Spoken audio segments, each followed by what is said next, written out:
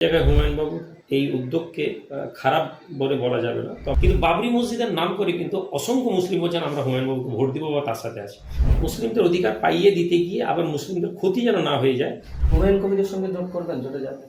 তৃণমূল মনে করেছে যে মুসলিমরা যেহেতু বিজেপিকে ভয় পায় এবং এদের কাছে কোনো চয়েস নেই, সেই জন্য আমরা আমাদের মুসলিম ভোটটা আমাদের কাছে রিজার্ভ আছে। তাহলে ধর্মের রাজনীতিটা আজকের দিনে খুব সহজ হয়ে গেছে।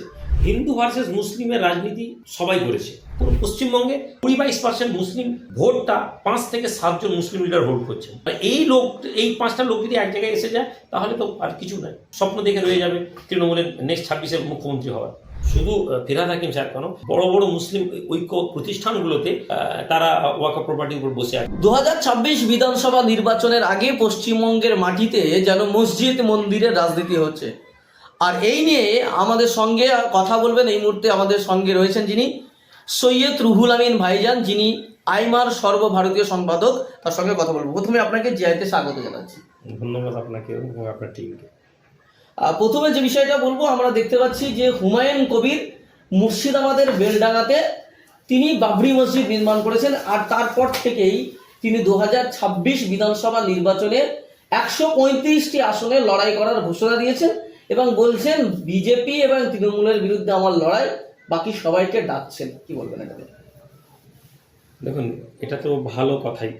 যেহেতু ভারতের সংবিধান প্রত্যেককে রাজনীতি করার অধিকার দেয়, সেই জায়গায় দাঁড়িয়ে যদি যে কেউ বলতে পারেন যে আমরা রাজনীতি করব, আমরা কারো বিরুদ্ধে রাজনীতি করা মানে প্রত্যেকেই রাজনৈতিক মতবিরোধ, মানে তার বিরুদ্ধে তার আইডিওলজি পছন্দ নেই, সেই জায়গায় হুমায়ুন বাবুর এই উদ্যোগকে খারাপ বলে বলা যাবে না। তবে আমরা যেটা বারবার বলার চেষ্টা করি বা বোঝার চেষ্টা করি যে রাজনীতি করতে গিয়ে কাদের জন্য রাজনীতি করছি, কারণ আজকের দিনে একটা বৃহত্তর সংখ্যালঘু লিডাররা সংখ্যালঘুদের নাম করেই রাজনীতিটা করছেন।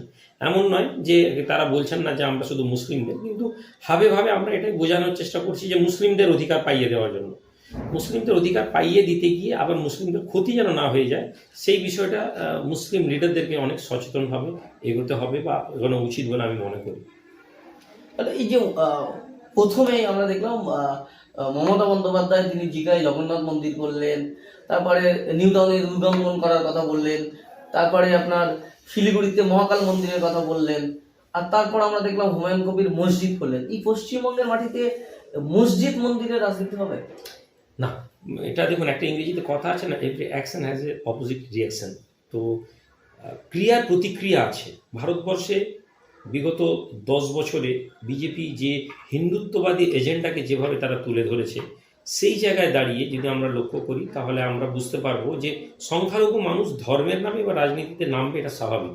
কারণ প্রতিটি পদক্ষেপে 2014 থেকে যদি আমি দেখি, প্রতিটি কাজে ধর্ম এবং একটি নির্দিষ্ট ধর্মকে তারা প্রমোট করার চেষ্টা করছে এবং অন্যান্য রাজনৈতিক দলও সেই জায়গায় হাঁটছে। মুখ্যমন্ত্রী মমতা বন্দ্যোপাধ্যায় হিন্দু ভোট পাবেন না যদি তিনি হিন্দু ধর্মের কথা না বলেন। কিন্তু সমস্যা হচ্ছে যে তৃণমূল, যদি পশ্চিমবঙ্গের রাজনৈতিক পর্যালোচনা করি, তৃণমূল মনে করেছে যে মুসলিমরা যেহেতু বিজেপিকে ভয় পায় এবং এদের কাছে কোনো চয়েস নেই, সেই জন্য আমরা আমাদের মুসলিম ভোটটা আমাদের কাছে রিজার্ভ আছে। কিন্তু মন্দের ভালো যে এই বিধানসভায় কিন্তু আমরা তা দেখতে পাচ্ছি না। মুসলিম একেবারে সাধারণ লোকেরাও একটা ব্যতিক্রমী ভাবনা খোঁজার চেষ্টা করছে এবং সেই জায়গায় দাঁড়িয়ে মুসলিমদেরকেও সবচেয়ে সহজ, আপনি লক্ষ্য করুন এই বাবরি মসজিদকে কেন্দ্র করে যে উন্মাদনা মুসলিম সমাজের আমরা দেখেছি, এই সচেতনতা কিন্তু আর কোনো কাজে আমরা দেখিনি। যদিও এর থেকে অনেক বড় বড় মুসলিম সমাজের সমস্যা আছে এবং এই সমস্যা নিয়ে অনেক মুসলিম ইন্টেলেকচুয়াল লোক যারা আছেন, রাজনীতিতে যারা আছেন, কথা বলছেন, কিন্তু কেউ নেই। কিন্তু বাবরি মসজিদের নাম করে কিন্তু অসংখ্য মুসলিম বলছেন আমরা হুমায়ুন বাবুকে ভোট দিব বা তার সাথে আছি। তাহলে ধর্মের রাজনীতিটা আজকের দিনে খুব সহজ হয়ে গেছে। ফলে ধর্ম সুরসরানি দিয়েই পলিটিক্সটা হবে এবং এর জন্য বিজেপি, তৃণমূল, তথাকথিত যারা সেকুলার দল রাজনীতি এসে ধর্মকে ব্যবহার করছেন, তারা দায়ী। একটা বিষয় আমরা দেখেছি যে আপনি সংখ্যালঘুদের বঞ্চনার কথা বলছেন বা মুখ্যমন্ত্রী মমতা বন্দ্যোপাধ্যায়ের কথা বললেন যে তৃণমূল সরকার আর মানে সংখ্যালঘুদেরকে চয়েস নেই বলে তাদেরকে মানে এমনিতেই গুচ্ছগত ভোট বলে বিশ্বাস করছেন। আমরা তাই দেখলাম যে এবার ওবিসি তালিকায় যে নতুন সংযোজন তালিকা হচ্ছে, সেই তালিকার পরে বিভিন্ন ক্ষেত্রে বঞ্চিত হচ্ছে। আমরা দেখলাম কল্যাণী ইউনিভার্সিটি পিএইচডি ডিপার্টমেন্টে ওবিসি তালিকায়, সেখানেও মুসলিমরা সুযোগ পাচ্ছে না। এবং রিসেন্ট 2 দিন আগে কলকাতার পৌরসভায় যেখানে নিয়োগ হয়েছে ইঞ্জিনিয়ার নিয়োগ, সেই নিয়োগে 5 জন ওবিসি এতে চাকরি পেয়েছেন, কিন্তু একজনও মুসলিম চাকরি পায়নি। এই যে ওবিসি বঞ্চনাটা কিভাবে দেখছেন? না, এগুলো ওবিসি বঞ্চনা শুধু না, আপনি বামেদের যুগ থেকে যদি ধরেন তখন থেকে মুসলিমদেরকে ওবিসি এ, ওবিসি বি এগুলো না বলে আমরা সরাসরি মুসলিম কথা বলতে পারি, যে হিন্দু ভার্সেস মুসলিমের রাজনীতি সবাই করেছে। সে বামেরা আজকে যতই ধর্মনিরপেক্ষতার কথা বলুক, বামেদের যুগেও 10% থেকে 2% নেমে যাওয়ার ইতিহাস কিন্তু আমরা ভুলিনি। ফলে বৃহত্তর সমাজে যেখানে একটি নির্দিষ্ট সম্প্রদায়ের লোক থাকে, সেই তাদের মধ্যে আইডিওলজিক্যালি বিভেদ থাকবে। অর্থাৎ আমি বলতে চাই যে হিন্দু মানুষ যারা আছেন তাদের আইডিওলজিক্যালি বিভেদ অনেক থাকা স্বাভাবিক, কিন্তু যখন মুসলিমের ইস্যু আসবে তখন তারা এক জায়গায় দাঁড়াবেন, এবং এটা ধর্মের নেচার। ঠিক যেমন আমরা আজকে হুমায়ুন বাবুকে দেখছি, সব মুসলিমের একটা বৃহত্তর অংশ মুসলিমদের বিরোধ থাকবে, সমালোচনা থাকবে, কিন্তু দেখুন যে মাস গ্যাদারিংটা করেছেন ধর্মের ভিত্তিতে। তাহলে মমতা বন্দ্যোপাধ্যায়কে যারা RSS এর দুর্গা তো মোহন ভাগবত বলেছেন। তাহলে আমরা আজকের দিনে আমাদের মুখ্যমন্ত্রী বলুন বা তৃণমূলের পলিসিতে আমরা দেখতে পাচ্ছি যে তারা মুসলিমদেরকে বঞ্চনার মধ্যে এনে রেখেছে, মুসলিমদের অধিকার পাইয়ে দিচ্ছে না। কিন্তু এটা 5 বছরের মধ্যে যারা আমরা তখন থেকে আমাদের বক্তব্য যারা বলেছেন, বা কিছু মানুষ মুসলিম সমাজ সোসাইটি তারা কিন্তু কথা বলেছেন যে তৃণমূল সংখ্যালঘুদের মুখে বলছে কিন্তু সংখ্যালঘুদেরকে তাদের অধিকার দিচ্ছে না। এখন এটা প্রকট হয়ে উঠেছে। এই প্রকট হওয়ার ফলে আমরা সেটা দেখতে পাচ্ছি, এবং আমরা মনে করি যে এই জায়গাটায় দাঁড়িয়ে যদি সংখ্যালঘু মানুষেরা, পশ্চিমবঙ্গের সবচেয়ে বড় সংখ্যালঘুদের দুর্বলতা যে তারা বিজেপি ভয় পাচ্ছেন। 70টা এমন বিধানসভা আছে যেখানে সংখ্যালঘুরা ঐক্যবদ্ধভাবে যদি ভোট দেন, 70টা কিন্তু তাদের MLA তৈরি হবে। আমি মুখ্যমন্ত্রী হওয়ার কথা বলছি না, আমি বলছি না স্বরাষ্ট্রমন্ত্রী, কিন্তু 70টা MLA নিয়ে যদি সংখ্যালঘু মানুষরা তাদের প্রতিনিধি তৈরি করতে পারেন, তাহলে কোনো সরকার এই সংখ্যালঘু ছাড়া সরকার গঠন করতে পারবে না। তাহলে এই জায়গায় আমরা মনে করছি যে আমাদেরও উচিত হবে যে আমরা এই জায়গাটাকে গুরুত্ব দিয়ে আমাদের ভোট ব্যাংকটাকে একটা জায়গায় নির্দিষ্ট আনি, এবং এলাকা ভিত্তিক আমরা যেন এটা করি। ধরুন যে এলাকায় যার প্রভাব আছে, মুর্শিদাবাদে হুমায়ুনবাবুর প্রভাব যদি আমরা দেখি, মনে হয়, যদি আমি বলছি না যে হুমায়ুনবাবুকে ভোট দিন, যদি মনে হয় বা হুমায়ুনবাবুর নেতৃত্বে যদি সংখ্যালঘুর একটা বৃহত্তর অংশ যদি তার সাথে জুড়ে যায়, তাহলে বাকি লোকেদের উচিত হবে যে ওই জায়গায় দাঁড়িয়ে ওইখানে MLA-টাকে প্রমোট করা। না তো সংখ্যালঘু এলাকায় 11টা করে MLA প্রার্থী দাঁড়ায় ভোটে। মুর্শিদাবাদে আমরা দেখেছি 11টা সংখ্যালঘু লোক দাঁড়িয়েছে, বিভিন্ন এর পার্টি XYZ বিভিন্ন নাম নিয়ে দাঁড়িয়ে, কে 2000 ভোট, কে 5000 ভোট করে। দিনের শেষে দেখুন চ্যাটার্জি, ব্যানার্জি, চক্রবর্তী, বন্দ্যোপাধ্যায়রা কিন্তু তারা 30% ভোট নিয়ে তারা জিতে গেছে। তাহলে আমরা এই জায়গাগুলোকে আমাদেরকে বেশি করে কাজ করতে হবে। তাহলে আমরা কিন্তু আশা করব যে আগামী 26-এর বিধানসভা একটা অন্য রং আনবে পশ্চিমবঙ্গে। আমরা দেখেছিলাম যে 2025-এ সংশোধনী ওয়াকফ আইন যে লাগু হয়েছিল, সেই সময় কলকাতায় উত্তাল হয়েছিল, রাজ্যব্যাপী দেশব্যাপী উত্তাল হয়েছিল। কলকাতায় ব্রিগেড সমাবেশ করার জন্য সংখ্যালঘু মুসলিমদের পক্ষ থেকে, মুসলিম পার্সোনাল ল বোর্ডের পক্ষ থেকে সরকারের কাছে সহযোগিতা করতে চাওয়া হয়েছিল, কিন্তু সরকার সহযোগিতা করেনি। অথচ সেই ব্রিগেড মাঠে গীতাপাঠ অনুষ্ঠান হলো, আর সেই গীতাপাঠ অনুষ্ঠানে যারা আয়োজক তারা বলছেন মুখ্যমন্ত্রী মমতা বন্দ্যোপাধ্যায় সহযোগিতা করছেন। স্বাভাবিক, কেন করবেন না? কেন তিনি একজন হিন্দু মহিলা, তিনি গীতাপাঠে সহযোগিতা করবেন না? করাটা স্বাভাবিক। আমরা প্রবলেম হচ্ছে যে আমরা মুখ্যমন্ত্রী দিচ্ছেন না এই কথা বলছি, কিন্তু আমরা এই কথা কেন বলতে পারছি না যে আমাদের MLA হওয়া উচিত, আমাদের MLA হওয়া উচিত। স্বাধীনতার পর থেকে সংখ্যালঘু মানুষেরা এই বিষয়টা বুঝতে পারছে না, এবং তাদেরকে যারা ভেঙে রেখেছে, যুব সমাজ যদি এই বিষয়টাকে সচেতনভাবে বুঝতে পারে, তাহলে কিন্তু এই সমস্যা হবে না। আমরা যদি 30টা MLA তৈরি করতাম, আমাদের ব্রিগেডে প্রোগ্রাম করার সমস্যা নেই। নাম্বার 2, কেন ব্রিগেডে করবো? আমরা ধরেই নিলাম ব্রিগেডটাই কেন? তাহলে আমার যদি মনে হয় ব্রিগেডে করতে হবে, আমাকে পারমিশন দিচ্ছে না, আমরা অল্টারনেটিভ মাঠ আছে, বা সার্কাসের মাঠ আছে, ওখানে 1 লাখ লোক থাকবে। আমরা অন্য জায়গায় XYZ কোনো অন্য এতে করি। আমরা রাজারহাট হিটকোর কাছে বড় বড় মাঠ আছে, সেখানে 1 লাখ লোক দিয়ে করি। প্রবলেম হচ্ছে ব্রিগেডে করব। এই ব্রিগেডে করাটা জরুরি না আমাদের এলাকার মানুষদেরকে ঐক্যবদ্ধ করে সরকারকে এই বার্তা পৌঁছানো জরুরি যে আমাদের কাছে এত মানুষ আছে, আমরা কিছু ডিমান্ড করছি, আপনি যদি না দেন আমরা আমাদের মতো করে ভাববো। তাহলে পলিসিতে আমার মনে হয় যারা ব্রিগেড করবেন বলছেন বা করেনি, মুখ্যমন্ত্রী তো দেবেন না। তিনি কি চাইবেন যে সংখ্যালঘু মানুষ এটা দেখুক যে সংখ্যালঘু ঐক্যবদ্ধ হয়েছে? কালকে সুযোগ দেওয়া মানে 5 লাখ লোক, 10 লাখ লোক সংখ্যালঘু লোক দিয়ে দাঁড়াবে। এই মুহূর্তে যদি 4টা মুসলিম লিডার পশ্চিমবঙ্গের 4 কোণ থেকে দাঁড়িয়ে যায়, আমি মনে করি মুসলিম ভোটের যে 30% ভোটের 20 থেকে 22% তারা কিন্তু ভোট করছেন। পুরো পশ্চিমবঙ্গে 20-22% মুসলিম ভোটটা 5 থেকে 7 জন মুসলিম লিডার ভোট করছেন। তাহলে এই 5টা লোক যদি এক জায়গায় এসে যায়, তাহলে তো আর কিছু নাই। স্বপ্ন দেখে রয়ে যাবে তৃণমূলের নেক্সট 26-এর মুখ্যমন্ত্রী হওয়ার। আমাদেরকে এর উপর কাজ করতে হবে, আমাদেরকে পলিসির উপর কাজ করতে হবে, আমাদেরকে ঠান্ডা মাথায় কাজ করতে হবে। ওরা গীতা পাঠ করলো, আমরা কোরআন পাঠ করবো, এই কম্পিটিশনে না গিয়ে আমরা আমাদের পলিসিতে কোরআন পাঠ করবো, এবং এই কোরআন পাঠের একটা প্যারালাল আমরা একটা জায়গায় চুজ করবো। কালকে গীতা পাঠ করেছে, আজকে আমিও কোরআন পাঠ করলাম, এই কম্পিটিশনে আমি পক্ষে নই। একটা বিষয় আমরা যে দেখেছিলাম যে ওয়াকফ নিয়ে প্রচুর প্রশ্ন আছে, প্রচুর দুর্নীতির অভিযোগ আছে। এই সরকার ওয়াকফ আন্দোলন করতে দিয়নি, কিন্তু যারা এই সংখ্যালঘুদের মসিয়া বলে এই সরকারের দায়িত্বশীল আছেন, সেই মন্ত্রী ফিরহাদ হাকিমের নামে অভিযোগ উঠেছে তিনি ওয়াকফ সম্পত্তি দখল করে রেখেছে। তিনি সহ আরো দুজন তৃণমূল নেতা, তাদের বিরুদ্ধে অভিযোগ উঠছে যে ওয়াকফ সম্পত্তি তারা দখল করে রেখেছে, এবং আইবি রিপোর্ট বিভিন্ন সংবাদ মাধ্যমে সে খবর হচ্ছে। কি বলবেন? আমি এই বিষয়ে আইবির রিপোর্ট বিশ্বাস করা যাবে না। আইবি এখন কোন আইবি করছে, স্টেট আইবি না সেন্ট্রাল আইবি? এখন সরকারি প্রতিষ্ঠানগুলো একেবারেই করাপ্টেড হয়ে গেছে, এবং যেখানে সবচেয়ে বড় জায়গা জুডিশিয়াল সিস্টেম, সেই জুডিশিয়াল সিস্টেম কখনো ধর্মের আবেগের ভিত্তিতে রাম মন্দিরে দেয়, হাইকোর্ট কখনো 23,000 ছাত্রের চাকরি মানবিকতার দৃষ্টিকোণ থেকে ফেরত দেয়। যে দেশের সর্বোচ্চ ন্যায়ালয় যেটাকে আমরা বলি, সেই জুডিশিয়াল সিস্টেমটা যদি আজকের দিনে অথেন্টিকেশন বা ভারতের সংবিধানের উপর দাঁড়িয়ে কথা না বলতে পারে, তাহলে আইবি ডিআইবি এই কথাগুলোকে আমি বিশ্বাস করি না। থাকলেও প্রশ্ন এটা স্বাভাবিক, শুধু ফিরহাদ হাকিম সাহেব কেন, বড় বড় মুসলিম ঐক্য প্রতিষ্ঠানগুলোতে তারা ওয়াকফ প্রপার্টির উপর বসে আছেন, এবং না থাকার কিছু নেই। কোনো কারণে কোনো এক সময় কারো বাপদাদা প্রপার্টিটা ওয়াকফের নামে করছে, তখন এটা স্বাভাবিক ছিল, তার ছেলেরা সেই প্রপার্টির উপর বসে আছে। এখন যদি গভর্নমেন্ট বলে যে কেউ করাপশন করে, দুর্নীতি করে ওয়াকফ প্রপার্টি দখল করেছে, তাহলে গভর্নমেন্টের উচিত ওই ওয়াকফ প্রপার্টি প্রুভ করুক, ওগুলোকে দখল করুক। খালি বলে দিয়ে বিভ্রান্তি করার পক্ষে আমি নেই।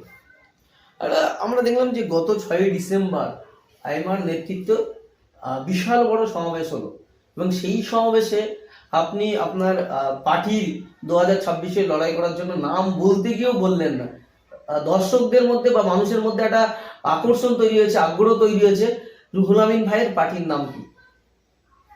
পার্টির সেদিন আমরা বক্তব্য রাখতে বলতে, আসলে ওই যে বললাম, আমরা এত বেশি প্ল্যান এবং পলিসি করে চলি যে কোথাও আমাদেরই কর্মী, বিরোধীরা তো বলার সুযোগই পান, আমাদের কর্মীরাও কখনো কখনো হতাশ হয়ে যান, যে মনে হয় ভাইজান খালি বলেন এ কথা। এবং ভোটের আগে ভোটের পরে সব কথা নয়, আমরা নির্দিষ্ট একটা পরিকল্পনা নিয়ে হাঁটছি, এবং আলহামদুলিল্লাহ এটা বলতে আমার খুব বেশি খারাপ লাগবে না যে এই পরিকল্পনা আমরা খুব ভালো জায়গায় আস্তে আস্তে এগোচ্ছি। এবং বিশ্বাস আমি রাখি, যদি যখন আমরা পলিটিক্সে আসবো, দেখবেন একটা ব্যতিক্রমী রাজনৈতিক দল পশ্চিমবঙ্গে তৈরি হয়েছে।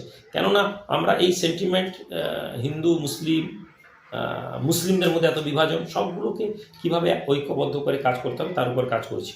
ফলে আগামী 6ই ডিসেম্বর আমরা বলতে গিয়ে আমি ওটা আবেগে পড়ে বলে ফেলতে যাচ্ছিলাম, পিছনে আমাদের বৌদ্ধদেব মাস্টারমশাই ছিলেন, উনি তাড়াতাড়ি বলছেন না, কলকাতায় বলা হবে। উনি বলেছিলেন, ভিডিওটা দেখলে আপনারা মনে করতে পারবেন।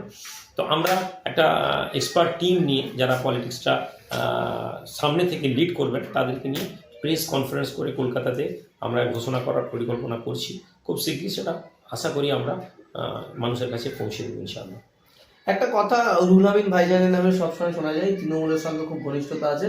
যদি আপনার দলকে বা আপনাদেরকে তৃণমূল জোটের জন্য প্রস্তাব দেয় বা আপনাদেরকে ডাকে, তৃণমূলের সঙ্গে থাকবেন? দেখুন, ঘনিষ্ঠতা করতে হবে। আপনি যদি ভদ্র মানুষ হন, পাড়ায় আপনার সাথে কারো ঝগড়া নেই, এর মানে এই নয় যে চোরটার সাথে আপনি ঝগড়া করেননি, তার মানে এই নয় যে ওই চোরটার সাথে আপনার সম্পর্ক আছে। তাহলে আজকের দিনে নিজেকে জেন্টেলম্যান, নিজেকে ভদ্র মানুষ প্রমাণ করা খুব কষ্ট। আজকের দিনে অন্যকে গালাগালি করা, সমালোচনা করা, এটাই স্বাভাবিক। রাজনীতি করবো মানে তৃণমূলকে চোর বলবো, বিজেপিকে দাঙ্গাবাজ বলবো, সিপিএমকে চিটিংবাজ বলবো, এই করে রাজনীতি করা। আরেকটা হচ্ছে মিউচুয়াল আন্ডারস্ট্যান্ডিংয়ের উপরে দাঁড়িয়ে কথা বলা, যেখানে চোরের বিরুদ্ধে লড়তে গিয়ে খুনির সাথে আমরা কম্প্রোমাইজ করব না, এই কন্ডিশনে চোরের সাথে বসে কথা বলা। আমরা এই পলিসিতে বিশ্বাসী। তৃণমূলের সাথে আমাদের রিলেশন ভালো, কিন্তু কি ভালো, যদি আমি কাউন্টার কাউকে প্রশ্ন করি, আপনাকে বলি যে আমাকে 5টা উদাহরণ দিন যেখান থেকে আমরা টিএমসি দ্বারা বেনিফিট পেয়েছি, বা টিএমসির সাথে আমার 5টা প্রোগ্রাম দিন যেখানে আমাকে টিএমসির কোনো লিডারের সাথে বসে আমার দরবারে আগে টিএমসির নেতা চেতারা এসেছেন, সেটা অন্য কথা, বা আমাকে বলুন ডিরেক্টলি অর ইনডিরেক্টলি টিএমসি দ্বারা আমি উপকৃত, ডিরেক্টলি আপনি তো দেখাতে পারবেন না আলহামদুলিল্লাহ, ইনডিরেক্টলিও আমাকে বলুন যে আমার 10টা লিডার আছে যারা টিএমসির বড় বড় কন্ট্রাক্টর, বড় বড় পার্টিতে কাজ পেয়েছে, তারা কোটি কোটি টাকা কামাচ্ছে, এরকমও 10টা লোকের নাম বলুন, দেখবেন আপনি পারবেন না ইনশাল্লাহ। আর বিষয়টা হচ্ছে টিএমসির সাথে রিলেশন ভালো, কেননা আমি কাউকে চোর খারাপ বলিনি। আমার বাড়িতে আমার দরবারে 10 বছর আগে দিলীপবাবু এসেছেন, আমি তাকে ওয়েলকাম করেছি। আগামীতেও যদি তৃণমূলের লিডার বলেন দরবার শরীফে আসবো, আমি তাকে ওয়েলকাম করতে পারি। দরবার শরীফ একটা ব্যতিক্রমী চিন্তা, আর আমরা যে দরবার প্রতাপ দরবার শরীফ আজকে পুরো পশ্চিমবঙ্গে একটা ব্যতিক্রমী দরবার বলে প্রত্যেক মুসলিম মানুষের কাছে এটা এই মেসেজটা মুখে মুখে আসছে যে না, ওটা একটা ব্যতিক্রমী ব্যাপার। কিসের জন্য? এই গ্রাউন্ডে আমরা মানবতার উপরে কথা বলি, আমরা মানবতার উপর কাজ করি, আমরা সামাজিকভাবে আমরা মানুষের সাথে কথা বলি, আমরা কাউকে অসম্মান করি না। তো এই জায়গায় দাঁড়িয়ে তৃণমূলের কোনো লিডারের বিরুদ্ধে আমরা সেরকমভাবে বলি, বরং আমি প্রচুর তৃণমূলের বিরুদ্ধে অভিযোগ করেছি এবং যেগুলো ভুল আছে আমি সেগুলো সমালোচনা করি, বলি, এখানেও মাইকে বলছি তো আপনাকে। কিন্তু প্রবলেম হচ্ছে যে আপনিও জানেন এবং তৃণমূলে জানে যে আমরা যে কথাগুলো বলি এর দ্বারা কোনো বেনিফিট পাওয়ার উদ্দেশ্য নয়, তাহলে তারা অনেকদিন আমাকে গ্রিপে নিয়ে দিত। তৃণমূলের সাথে আমরা বুঝতেই পারি, যদি আমরা বিজেপিকে আটকাবো, এটা তো সত্য কথা, পঞ্চায়েত ভোটে আমরা প্রার্থী দিয়েছি, বিজেপি উপকার পেয়ে গেছে, বিজেপি অনেকটা বেনিফিট পেয়েছে। যে এলাকাগুলো আমরা ভোটে দাঁড়িয়েছি, মার্জিন ভোটে তৃণমূল হেরে গিয়েছে।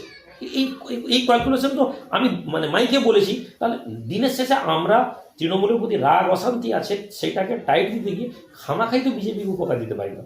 সেখানে তৃণমূল যদি আমাদের ডিমান্ডে আমাদের যদি 5টা আমাদের প্রার্থী দেয়, আমাদের প্রার্থীর সাথে মিউচুয়াল কেন করবেন? বামেদের সাথে যদি আমরা ইয়ে করতে পারি, গঠবন্ধন করতে পারি, কংগ্রেসের সাথে করতে পারি, তৃণমূলের সাথে কেন না?